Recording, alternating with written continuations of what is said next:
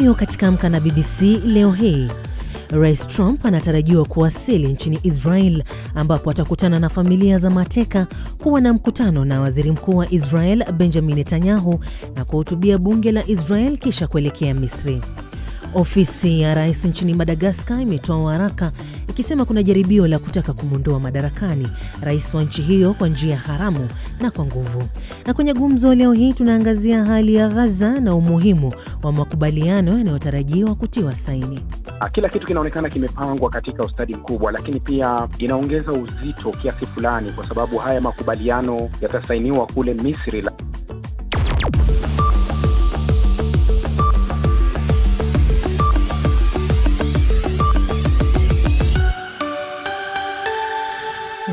Jumatatu tarehe 13 mwezi wa 10 mwaka 2025. Lakini kwanza msikilizaji, na mpisha mwenzangu David Nkia akusomea mukhtasari wa habari za dunia. Karibu Nkia. Asante Sarafina. Rais wa Marekani Donald Trump anatarajiwa kuwasili nchini Israel kwa ajili ya kushuhudia kuachiliwa kwa mateka kutoka Gaza na kusema kwa sasa vita vimeisha. Hamas inapaswa kuwakabidhi mateka wote wa Israel wanaoshikiliwa kama sehemu ya makubaliano ya kusitisha mapigano. Zaidi na Esther Lombano. Hamas ina hadi saa 6 za ndani kuwarudisha mateka 48 ambao 20 wanaaminika kuwa hai. Kwa kubadilishana, Israel itawaachia huru wafungwa 250 wa Kipalestina na zaidi ya watu wengine 1700 wanaoshikiliwa. Tayari Trump amewasili Israel kukutana na Benjamin Netanyahu na kulihutubia bunge la nchi hiyo. Kisha ataelekea Misri kuandaa mkutano wa kilele wa amani katika eneo la Mashariki ya Kati ambao pia utahudhuriwa na viongozi wa dunia akiwemo Waziri Mkuu wa Uingereza Keir Starmer. Rais Trump amesema huenda akafikiria kutuma makombora ya masafa marefu ya Tomahawk nchini Ukraine ikiwa Urusi haitasitisha uvamizi wake.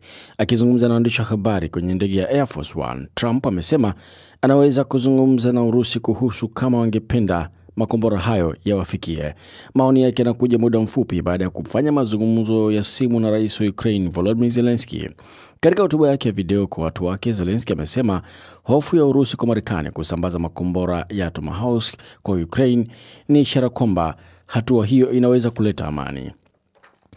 Maelezo yanaibuka kuhusu ajali ya boti nchini Ghana ambayo iligharimu maisha ya watu 15, wengi wao wakiwa watoto wadogo siku ya Jumamosi. Inafahamika kwamba boti ndogo iliyokuwa imejaa kupita kiasi ilipinduka katika mkoa wa Oti katika ziwa la Volta iliporejea kutoka kwenye harambee moja. Ni wasafiri 4 tu kati ya 19 waliopona. Shirika la usafiri wa baharini la Ghana lilielezea tukio hilo kama ukiukwaji mkubwa na usiokubalika wa viwango vya usalama majini. Na kumekuwa na mapigano nchini Cameroon kati ya vikosi vya usalama na wafuasi wenye hasira wa mgombea mkuu wa upinzani wakati zoezi la kuhesabu kura kwa uchaguzi wa urais likiendelea. Wafuasi wa Issa Chiroma Bakare waliingia barabarani katika ngome yake ya Garawa kaskazini mwa Cameroon baada ya makazi yake kuzingirwa na vikosi vya polisi. Vikosi vya usalama vilifyatua mabomu ya machozi kwa umati huo. Huku mgombea mkuu wa upinzani akizuiwa kugombea, ni wachache wanaotarajia kwamba kiongozi mkuu wa serikali hiyo mwenye umri wa miaka 92 Paul Biya kushindwa.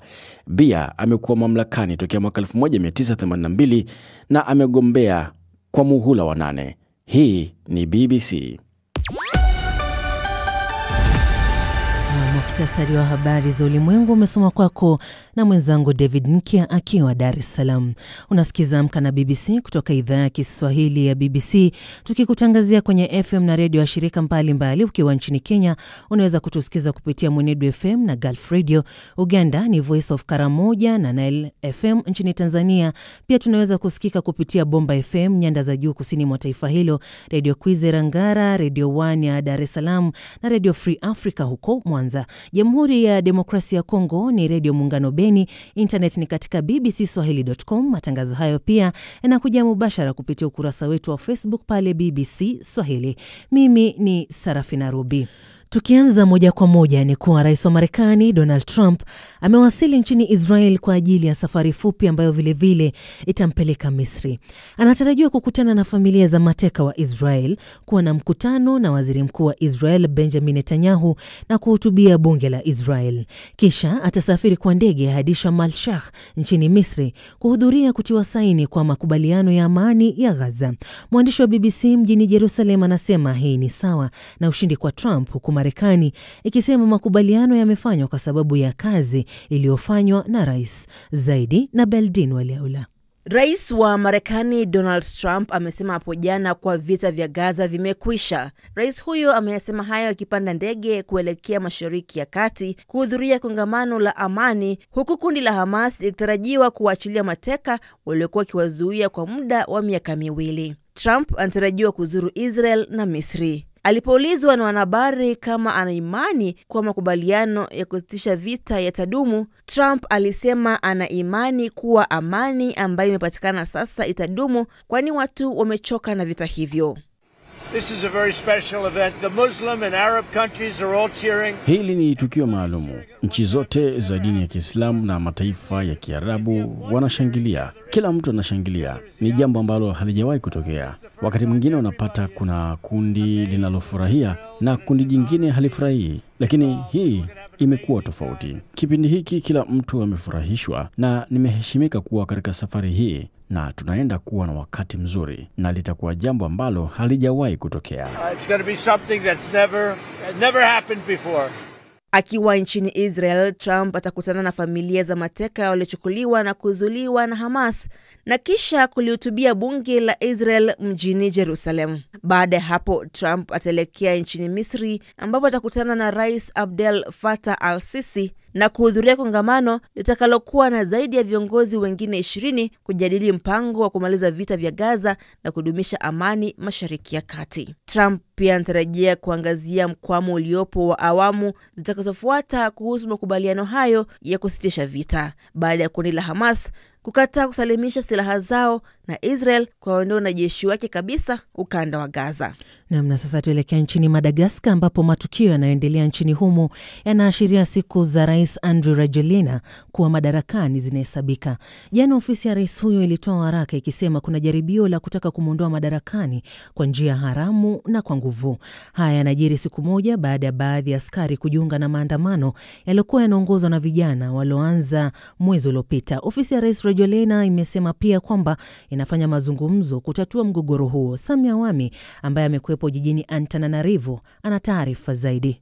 Kila kitu kilibadilika jana wakati CAPSAT, kitengo cha jeshi hiki kilichomsaidia Rais Andry Rajoelina kushika madaraka miaka 16 iliyopita, kilionekana kumgeuka na wakaamua kuwaunga mkono waandamanaji. Hivi sasa kinadai kuwa kimechukua udhibiti wa vikosi vyote vya kijeshi nchini Madagascar, yani jeshi la nchi kavu, anga na la majini, na tayari vikosi vingine pia vya jeshi vimetangaza kuwa navyo sasa vimejiunga na CAPSAT. Kama ambavyo waraka wa Rais Rajoelina ulivyosema kwamba kuna jaribio la mapinduzi linaendelea, wapo watu wengi hapa Madagascar wanaoamini kwamba kwa mambo yanavyokwenda basi muda wowote jeshi litatangaza kuchukua nchi. Sasa niliwauliza baadhi ya waandamanaji niliwakuta katika square ile wanaonaje juu ya jeshi kuchukua nchi ikiwa hilo litatokea. Hatukubali kwamba jeshi ndio lichukue usimamizi wa nchi. Ni sisi raia ndio tunapaswa kuchagua nani atakayetuongoza, mtu atakayetufaa, anayeelewa changamoto tulizonazo, anayeelewa tabu zetu, kile tunachopigania na anayeweza kutusikiza. Mimi sioni kama kutakuwa na tatizo ikiwa jeshi litachukua uongozi kwa muda wa mwaka 1 au 2 hivi wakati tukijiandaa kufanya uchaguzi. Lakini kwa sasa hivi lengo letu kuu ni Rajoelina na watu wake wote wa karibu waondoke. Tunahitaji kusafisha kabisa. Maandamano haya ya hivi karibuni yalianza mwishoni mwa mwezi uliopita kwa madai ya upungufu wa maji na umeme, lakini yamegeuka kuwa changamoto kubwa kabisa kwa utawala wa Rais Rajoelina tangu alipoingia madarakani mwaka 2009. Hadi hivi sasa haijulikani yuko wapi bwana Rajoelina, lakini ofisi yake imeendelea kusisitiza kuwa bado anaendesha shughuli zote za nchi, lakini mara ya mwisho alionekana hadharani ilikuwa siku ya Jumatano ya wiki iliyopita alipokuwa akizungumza na makundi mbalimbali ya wananchi. Sasa kando na Madagascar, tuelekee Kamerun ambapo raia wa Kamerun wamekuwa wakipiga kura katika uchaguzi wa urais, ambapo rais ambaye amekuwa madarakani tangu mwaka 1982 anagombea tena kwa muhula wa 8. Taarifa zaidi na David Nkya. Raia wa Kamerun walipiga kura siku ya Jumapili katika uchaguzi unaotarajiwa kumrejesha madarakani Paul Biya mwenye umri wa miaka 92, kiongozi mkuu wa serikali mwenye umri mkubwa zaidi duniani baada ya kukaa madarakani kwa miaka 43. Waandishi wa habari wa shirika la AFP waliwashuhudia wapiga kura wakiwa wamejazana nje ya vituo vya kupiga kura wakati wa mchana katika mji mkuu Yaounde kabla ya kufungwa mapema jioni, huku afisa mmoja wa uchaguzi akitangaza kwamba zoezi la upigaji kura lilikuwa tulivu. Biya alikabiliana na wapinzani 11 akiwemo waziri wa zamani wa ajira Issa Bakare mwenye miaka 79 ambaye alionekana kuwa na mvuto mkubwa kwa wapiga kura wa taifa hilo la Afrika ya Kati ambapo nusu ya wakazi ni chini ya miaka 20. Waliojiandikisha kupiga kura ni milioni 8 katika nchi hiyo ambapo wengi katika idadi hiyo wamemshuhudia rais mmoja katika maisha yao. Biya amekuwa madarakani tokea mwaka 1982 na ameshinda kila uchaguzi katika kipindi cha miaka 20 na zaidi ya 70% ya kura. Mchambuzi wa siasa za Kamerun Stefan Akoa amesema wanajua vyema mfumo unaotawala una njia za kutosha kupata matokeo kwa upande wa rais Biya.